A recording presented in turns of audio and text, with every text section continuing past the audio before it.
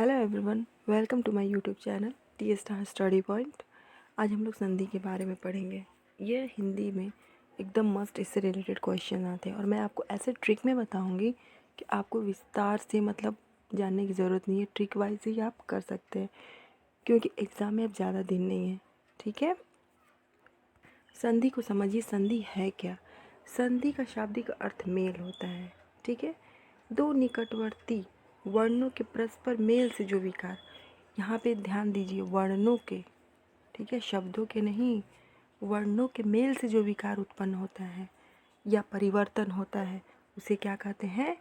संधि कहते हैं। समास में क्या था? समास में क्या था? समास में किससे मेल से जो विकार उत्पन्न होता है उसे समास कहते हैं। शब्दों के मेल से होता है। और संधि में किसके होता है? वर्णों के या ध्वनियों के मेल से जो विकार उत्पन्न होता है उसे हम संधि कहते हैं। समास में शब्दों से और संधि में वर्णों से या ध्वनियों से। संधि के भेद। संधि के मुख्य रूप से 3 भेद होते हैं: स्वर संधि, व्यंजन संधि, विसर्ग संधि। ठीक है, अभी हम लोग आगे विस्तार पूर्वक इसे पढ़ेंगे कि स्वर संधि किसे कहते हैं, व्यंजन संधि किसे कहते हैं और विसर्ग संधि किसे कहते हैं। स्वर संधि। स्वर संधि जो है वह दो स्वरों के मेल से जो विकार उत्पन्न होता है उसे हम स्वर संधि बोलते हैं। एग्जाम में आता है कि स्वर संधि क्या है, तो उसका आंसर क्या होगा? दो स्वर। याद रखिए, स्वर संधि में स्वर के मेल से जो विकार उत्पन्न होता है, यानी स्वरों के मेल से जो विकार उत्पन्न होता है वह स्वर संधि है। स्वर संधि 5 प्रकार के होते हैं: दीर्घ संधि, गुण संधि, वृद्धि संधि, यड़ संधि और आयादी संधि। याद रखिए, स्वर संधि दो स्वरों के मेल से जो विकार उत्पन्न होता है उसे स्वर संधि कहते हैं। और संधि जो स्वर संधि होता है वो 5 प्रकार के होते हैं। 5 प्रकार, और ये पांचों प्रकार ये है: दीर्घ संधि, गुण संधि, वृद्धि संधि, यड़ संधि और आयादी संधि। इन पांचों से बहुत सवाल आते हैं एग्जाम में, ध्यानपूर्वक देखिए इसे। दीर्घ स्वर संधि, ठीक है, इसमें क्या होता है? अ आ ई, बड़ी ऊ और अ आ ई ऊ रहते हैं। ठीक है, बीच में आया तो समझ जाइए कि वो दीर्घ स्वर संधि है। ये सब जो बीच में आया तो समझ जाइए वो दीर्घ संधि है। दीर्घ मतलब देखिए, दीर्घ से ही समझ में आ रहा है कि बड़ी मात्रा। तो बड़ी मात्रा इन सब को छोड़िए और ध्यान दीजिए सिर्फ बड़ी मात्रा। बड़ी मात्रा ये आ ई और ऊ। ठीक है, इतना लंबा जाने की ज़रूरत ही नहीं है क्योंकि एग्ज़ाम में टाइम कम होता है और ट्रिक के माध्यम से ज़्यादा ही सवालों के जवाब आप कर सकते हैं। इसलिए दीर्घ में ये समझिए, दीर्घ मतलब बड़ा, और बड़ा बड़ी मात्रा है। आ, बड़ी ई और बड़ा ऊ, ये बीच में है तो समझ जाइए कि वो दीर्घ संधि है। नवागत, इसमें क्या है? आ की मात्रा। सीमांत, इसमें भी क्या? आ की मात्रा। दिशांतर, इसमें भी क्या है? आ की मात्रा। मुनीन्द्र, इसमें भी क्या है? न में बड़ी ई की मात्रा, तो ये भी दीर्घ स्वर संधि है। भानुदय, इसमें क्या है? न में बड़ी ऊ की मात्रा है, बीच में जो बड़ी ऊ की मात्रा है तो समझ जाइए कि ये दीर्घ स्वर संधि है।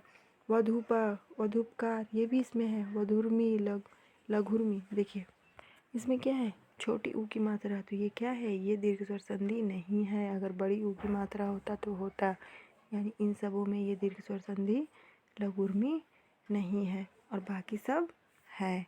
क्लियर है? यहाँ पे बस इतना याद रखिए, दीर्घ स्वर संधि में बड़ी मात्रा होनी चाहिए, आ, बड़ी ई और बड़ा ऊ, जो बीच में हो तो वो दीर्घ स्वर संधि है।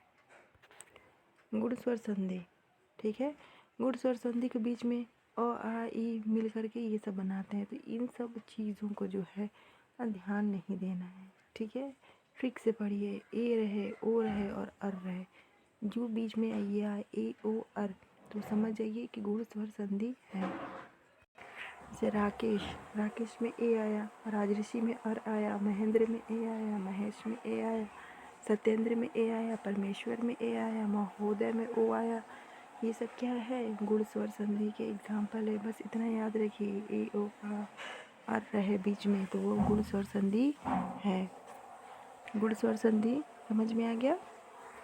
इसका ट्रिक याद रखिए, दीर्घ स्वर संधि का अ, आ, बड़ी ई और बड़ा ऊ। और गुण संधि का ए, ओ और अर। बस इतना याद रखिए, आपका दीर्घ संधि और गुण संधि क्लियर हो जाएगा। वृद्धि संधि। वृद्धि संधि का क्या है? अ, आ प्लस ए और ओ और अ, ठीक है, बीच में ये आए दोनों जुटे तो वो वृद्धि संधि है। इन सबों को छोड़ के सिर्फ आप इतना बस ध्यान रखिए, वृद्धि संधि में डबल मात्रा, जैसे ऐ की मात्रा और औ की मात्रा बीच में है तो समझ जाइए कि वो वृद्धि स्वर संधि है।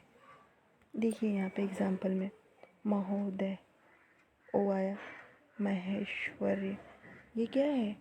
इसमें नहीं होगा, यह गलत है, ठीक है। और ये भी क्या है? गलत है। वैभव, वैभव में क्या है? ऐ की मात्रा है, ठीक है। सदैव में ऐ की मात्रा है, एक एक में ऐ की मात्रा है, ठीक है। और औ की मात्रा में अगर आती है औरत तो ये भी क्या है? ये भी वृद्धि स्वर संधि है, ठीक है। याद रखिए, डबल मात्रा वृद्धि स्वर संधि है। और दीर्घ स्वर संधि में क्या होती है? बड़ी मात्रा आ, बड़ी ई, बड़ा ऊ, इसमें बड़ी मात्रा रहती है। और वृद्धि में क्या होती है? डबल मात्रा।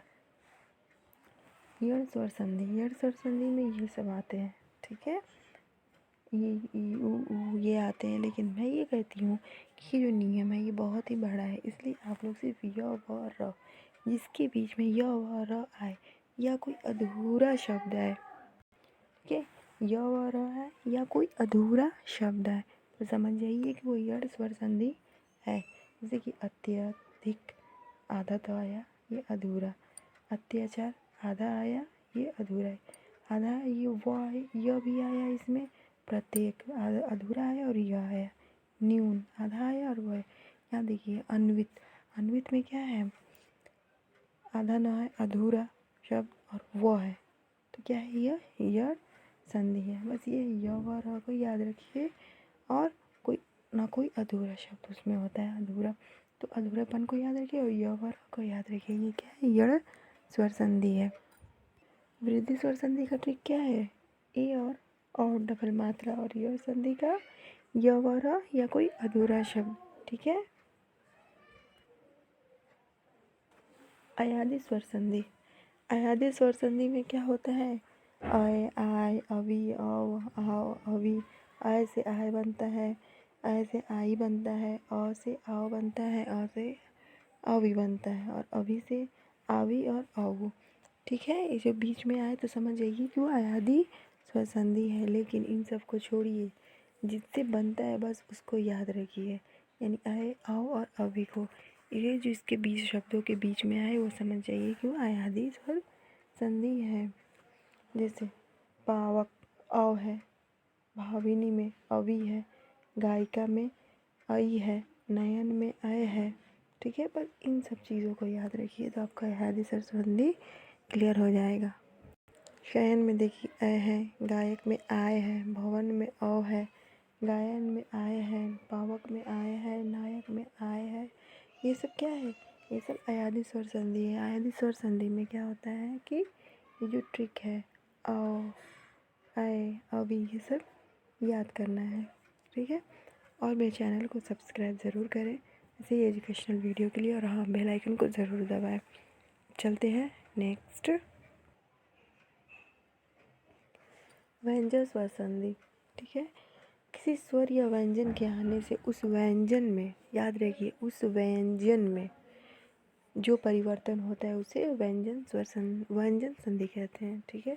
जैसे देखिए, दिक जोड़ अंत, दिक है व्यंजन है, इसमें क्या क आ रहा है, और अंत ये स्वर अ आ रहा है तो क्या हो गया? दिंगत, ठीक है। वागिश, वागिश, वागिश का संधि विच्छेद करते हैं तो क्या होता है? वाग जोड़ ईश, तो क्या हुआ यहाँ पे? जो व्यंजन आया क आया ना, और स्वर क्या आया? ई आया, तो ये सब क्या है? व्यंजन संधि है। व्यंजन संधि में आपको इतना याद रखना है कि स्वर या व्यंजन जब आता है तो वो व्यंजन में जो परिवर्तन होता है उसे व्यंजन संधि कहते हैं। जैसे ये सब विषाद, अभिषेक हो गया, ये सब क्या है? ये सब व्यंजन स्वर संधि है। विसर्ग संधि, विसर्ग के बाद किसी स्वर या अथवा व्यंजन के आने से जो विसर्ग में परिवर्तन होता है, ठीक है, वह विसर्ग संधि कहलाता है। जैसे विसर्ग है, ये जो विसर्ग है, ठीक है, ये विसर्ग जो है इसमें आधा स, ये आधा स, ये आधा, ये जो तीनों जो श है ये आधा आधा रहेंगे, ठीक है, ये सब आधा रहेंगे। तो क्या होता है, ये जब रहेंगे तो ये जो विसर्ग में बदल जाते हैं। देखिए यहाँ पे एग्जांपल दिया है, ये क्या है, नमा जोड़ कार।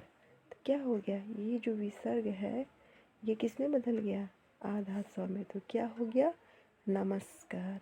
भा जो है, भा और फिर विसर्ग है ये धनकार, ये विसर्ग जो है वो किस में आ गया, आधा स में। तो क्या हो गया, भास्कर। नि जो है, नि, ये जो विसर्ग है इसमें जुटा है आधा स में आएगा, निष्कपट। दु ये कर है, ठीक है, ये जो विसर्ग है ये आधा स में आ गया, तो क्या हो गया, दुष्कर। विसर्ग संधि में इतना याद रखिए, ये जो विसर्ग है वो इन सब तीनों में बदल करके नया शब्द देता है, ठीक है। मेरे चैनल को सब्सक्राइब करें ताकि आपको नेक्स्ट वीडियो मिल सके, और आप बेल आइकन को ज़रूर प्रेस करें ताकि न्यू नोटिफिकेशन आपके पास पहुंच सके। तब तक के लिए जय हिंद, गुड बाय।